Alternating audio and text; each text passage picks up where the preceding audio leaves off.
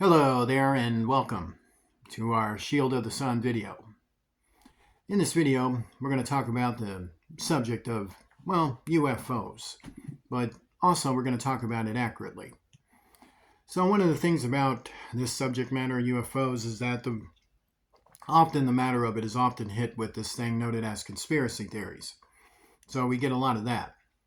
So we get a lot of, intrigue about, cover-ups and classified nature and this and that. So by the time you're reading through all these conspiracy theories about all manner of misdirections and misinformation and miss everything, you miss the point of the lesson and the point of what the subject matter is. So we don't want to miss points of lessons. We want to understand the stuff. We want to understand the stuff accurately. So the Bible actually does talk about the subject matter of UFOs. However, you won't see a word called UFOs, but you will see the very subject matter brought up again and again in the Bible. So it is in the Bible. So to understand, a lot of things we hear about with UFOs, we hear various things. They got something called close encounters of the first kind. That's described in the Bible. We got something called close encounters of the second kind. That's described in the Bible. We got something called close encounters of the third kind. That's described in the Bible. We got something called close encounters of the fourth kind. And that's also described in the Bible. So it's actually all in the Bible. So every one of those classifications of encounterments of inhuman alien entities, as it's scientifically called, is all in the Bible. So to understand it, some people will research this subject under these quasi-conspiracy theories and then suddenly miss the fact that there is, a conspiracy for you not to know, but it's not developed by the government. It's not developed by any authority or institution, but it has more to do with satanic groups that prefer that you just not pay attention to the subject matter for which the Bible teaches regarding it, and then detour you on this whole other quasi-understanding of spiritual matters where they will love to explain those matters to you. Like if you're a Christian and you've had some signs and wonders in your life, some things in your life that's, it's left you with some questions, you want to know more. And then, Satanists would probably be the first ones in your lives coming in through some infiltration of some way, some sneaky way that you may not be aware of, to tell you a bunch of lies about it. And then, it deters you from it, or maybe, you're just a Christian common person, or maybe you're undecided, but you've had some signs and wonders anyway, so you want to know about it. Well, the Satanists are going to work against you too. They're going to come against you and give you a bunch of bull nanny and a bunch of stuff that is just completely ridiculous. So, we have to understand that this subject matter often gets hit with lies. So we want to know, since we're Christians, we want to know biblically about this subject. Is first of all, even if the subject matter is even real. And yes, it's real. There is such things as alien apparitions, and it is described in there. And alien is to say not human. So they're obviously not human. So to understand it, there have been apparitions and sightings of entities, so-called UFOs and such. There are abductions, there are experiments, there are things of this nature, there are attacks from inhuman entities which commit murder and cannibalism on human beings. And thus these things have happened. There are satanic groups that have existed. Some have existed as infiltrations in governments and in kingdoms in the past. And some have infiltrated in community standings and all manner of things. Remember, satanic groups infiltrate, meaning they infiltrate things God already established and put here. So you got good authority figures. Even in the past, you had good kingdom figures. You had good persons of that sort who always had to deal with the evils in their world. And the manifestations of these evils was these apparitions, these fallen angels and these demons appearing as such. So to understand further now, let's look into some Bible passages to learn a little bit more. I'd like you to join me in 2 Kings. When you do, you're going to come with me into chapter 2. We're going to start there in verse 9. And it came to pass when they were gone over that Elijah said unto Elisha, Ask what I shall do for thee before I be taken away from thee. And Elisha said, I pray thee, let a double portion of thy spirit be upon me. So what Elisha was literally asking for was that the residual trace of the presence and spirit of Elijah that was attached to this physical plane that one time magnetically wrapped around his soul would be removed from him when he goes to heaven, because he's going to be given a new body, a new everything. And so that spirit, Elisha was asking for. So he was asking for Elisha. He's asking God to give him Elijah's presence to bear upon him, which is a very interesting thing if you think about it. Another presence on another human being who carries it into our society is right there in the Bible. Very beautiful, in fact. And he said, "Thou hast asked a hard thing. Nevertheless, if thou see me when I am taken from thee, it shall be so unto thee. But if not, it shall not be so." So God is saying, it's not to say it's hard for him. It's saying that might be a little hard for you. As you want to carry another personality, another presence upon you. Might be difficult, but I can do that. I'll do it for you. To understand, if it happens, it happens. If it doesn't, it doesn't. But if it happens, I'll make it so. And it came to pass, as they still went on and talked, that behold, there appeared a chariot of fire and horses of fire, and parted them both asunder, and Elijah went up by a whirlwind into heaven. So let's go back to that. There appeared a chariot of fire and horses of fire. So to understand, if you set a chariot on fire, it's called vandalism and arson. But to understand it, chariots of fire and horses of fire is to say supernatural beings and vehicles. So saying it's a vehicle, and then it's a supernatural being in operation, the supernatural vehicle. So a chariot is to resemble a spaceship. So this is what it's saying. It's saying we got chariots of fire. We got spaceships with beings piloting them. We got horses of fire, so it's to say more vehicles being piloted, supernatural vehicles being piloted by supernatural beings of higher intelligences, of higher intelligence. Hence, the individuals are intelligences of that higher intelligence. And Elisha saw it, and he cried, my father, the chariot of Israel, and the horsemen thereof." So apparently Israel was used to seeing UFOs. And he called them angels, good angels, bad angels, but this is how they appeared. So you're a citizen in ancient Israel. It wasn't something of a mystery to you. It's like, I just saw UFOs today. Well, did you pray? Would you got to pray, man. Maybe it's a blessing, maybe it's a curse. Start praying. What you doing later? So to understand it, that they're quite used to it. So now with that being stated, I'd like for you to join me in Psalm. And when you come with me into Psalm, we're going to read something there pretty interesting. So I would like for you to come with me into Psalm chapter 68. And when you do, we're going to read something there in just verse 17. It's a quick little verse, but it's interesting. Now, the whole text does have a whole lesson to it. It's a beautiful lesson. And one of the applications of this lesson in verse 17 is this which is presented. "The chariots of God are 20,000, even thousands of angels. The Lord is among them, as in Sinai in the holy place." So it was interesting, like when God landed on Mount Sinai, his angels were there with him, by the way. So he had a host that came with him. So when God came down that mountain, bam, bam, boom, what's going on, Moses? God came with his army. And when this army appeared, they appeared as an army of UFOs, as an army of spaceships. So there were thousands of them all across the skies. So they just saw this vast sight of them. So the chariots of God are 20,000, even thousands of angels. So that's confirming who these chariots were, that these were chariots, supernatural vehicles, and the pilots were angels.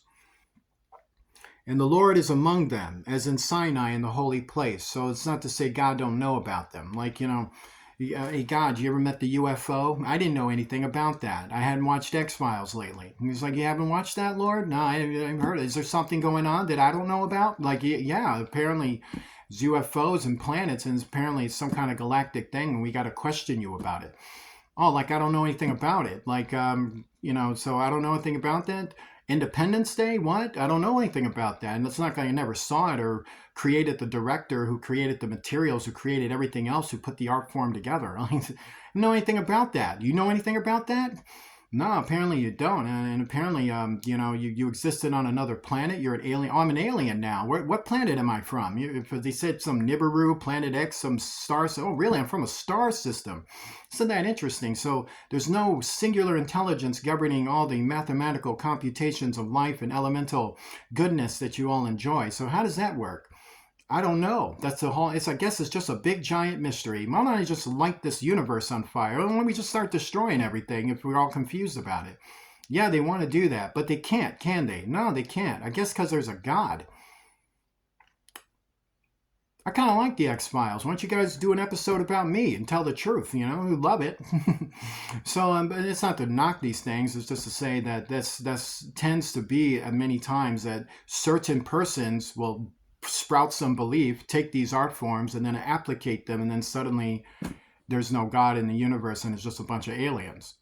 Even though that's probably not what the show is even saying, it's probably not what the movie is even saying, but that's how people take it.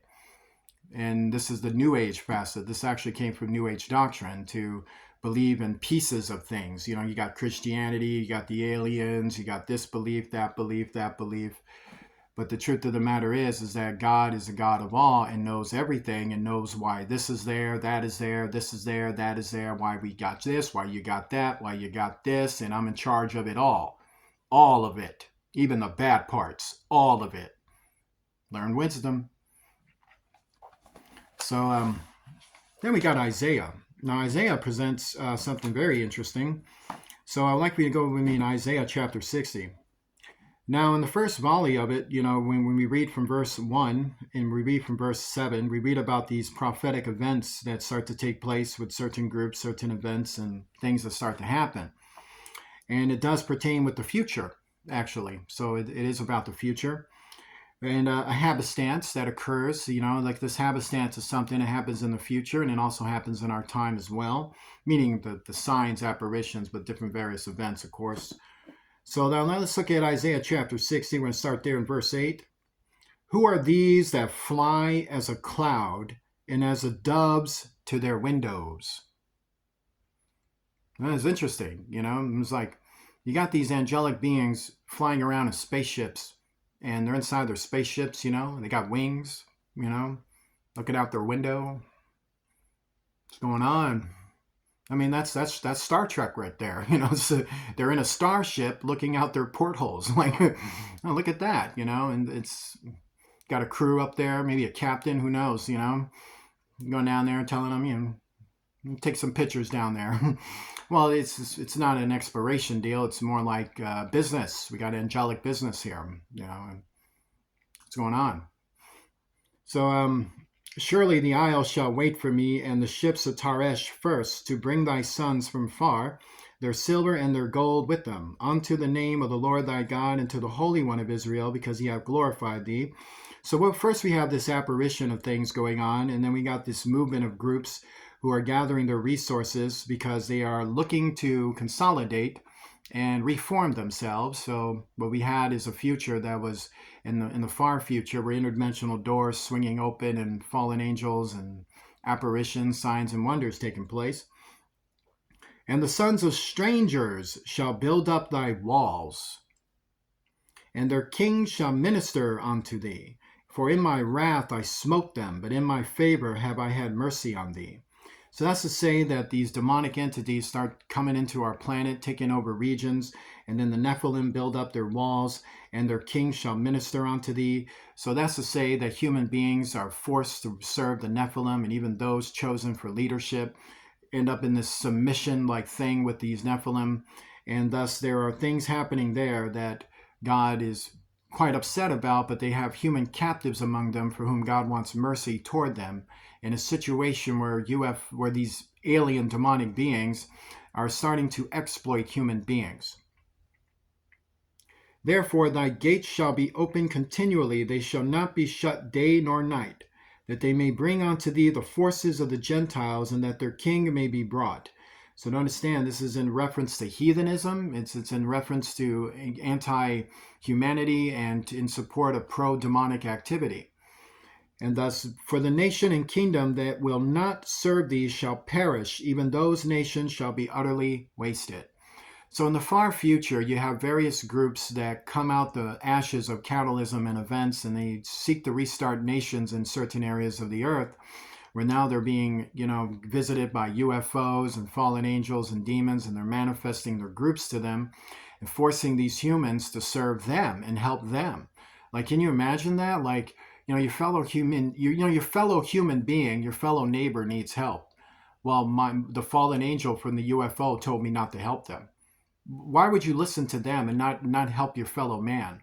because they told me to. They're gods. I serve them. I love them. I'm possessed by them. My whole being is all wrapped up in them. I think like them. I talk like them. I act like them. All I want to do is love some demons and love some fallen angels. I can't stand humanity.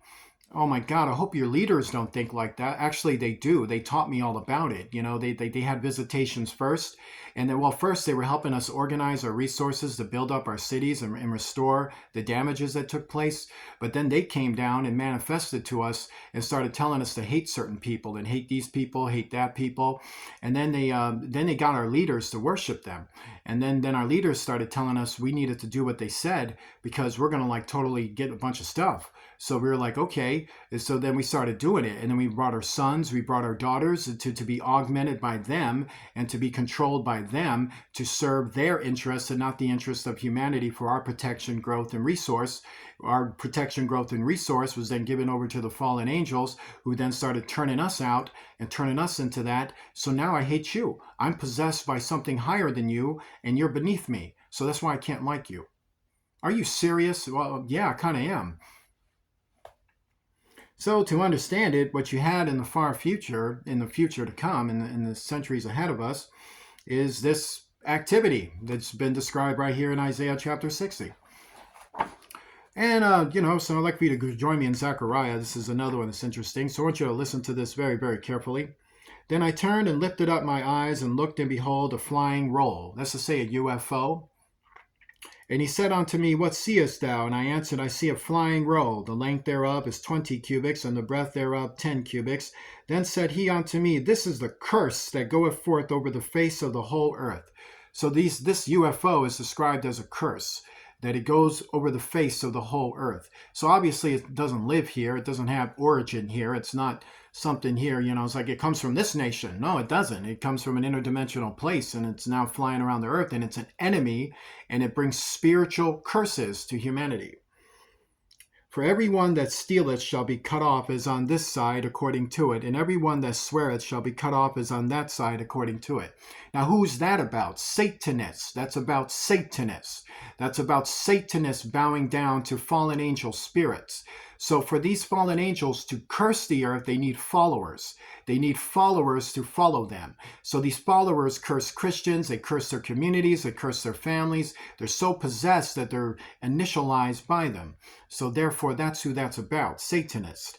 I will bring it forth, saith the Lord of hosts, and it shall enter into the house of the thief, and into the house of him that sweareth falsely by my name, and it shall remain in the midst of his house, and shall consume it with the timber thereof and the stones thereof.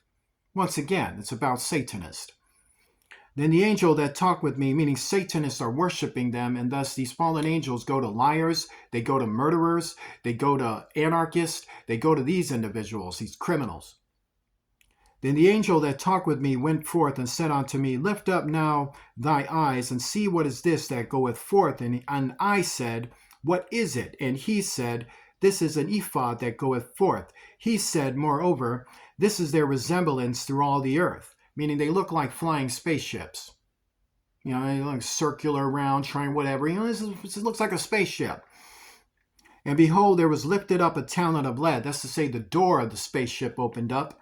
And this is a woman that standeth in the midst of the ephod. This is to say a devil spirit, a devil angel, meaning a fallen angel who is feminine.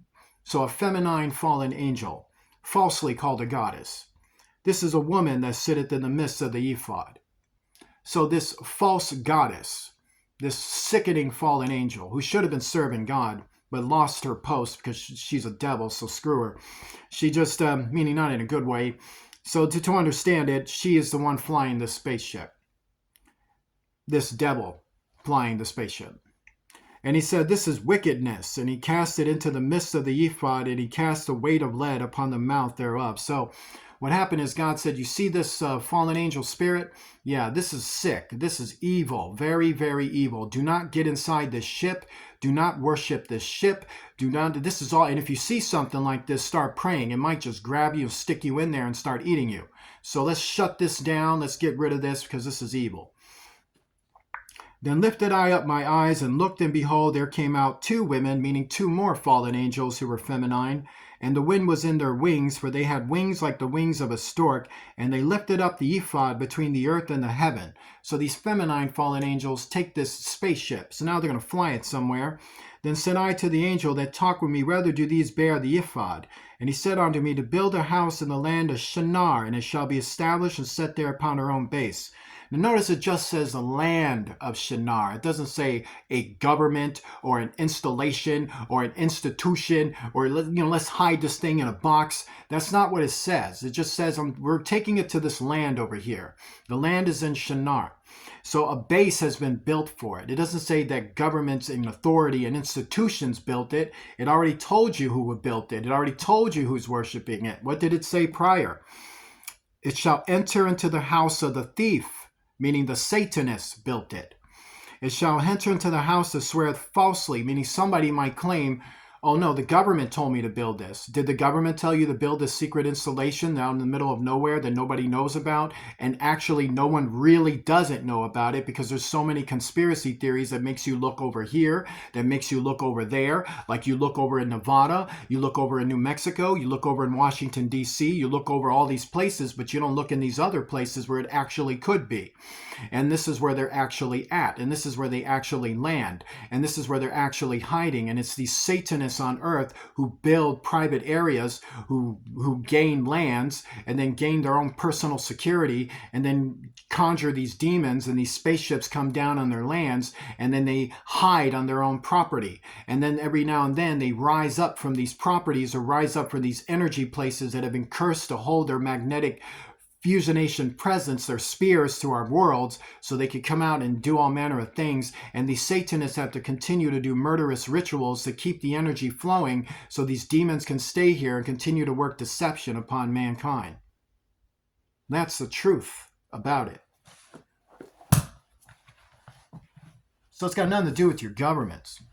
And it's got nothing to do with the common man. It's got nothing to do with Christians. It's Satanists conjuring these things, and it's the fallen angels tempting them, and they're choosing to worship them and give their gifts, understanding, and the presence of their selves and their unification of their satanic group and coven over to the worship of the fallen angels who wants to come down and live among them. Join me in a prayer. Lord Jesus Christ, deliver us from evil. Deliver us from Satanism and all manner of destruction, and cast down every evil force in Jesus Christ's name. Amen. If you'd like to donate to Shield of the Sun, please do so using Cash App to $ Shield of the Sun, spelled in small case letters, closed together. You can do so using the description in the description box below. God bless you. We'll see you soon.